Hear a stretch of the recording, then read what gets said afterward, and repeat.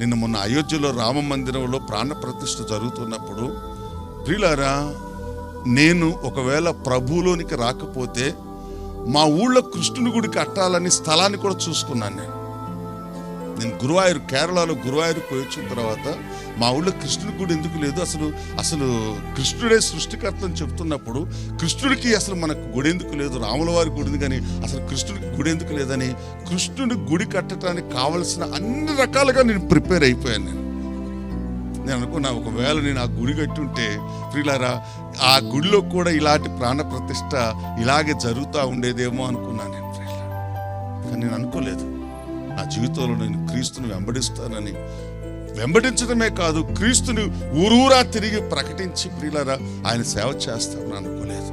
రేపేం జరుగునో మనకు తెలియదు ప్రియులారా. ఈరోజు యేసును దూషించిన వాళ్ళు, తిరస్కరించిన వాళ్ళు, మాకు వద్దన్న వాళ్ళే ప్రియులారా అందరికంటే ఎక్కువ వాళ్ళే ఈ కాడి మోస్తా ఉన్నారు.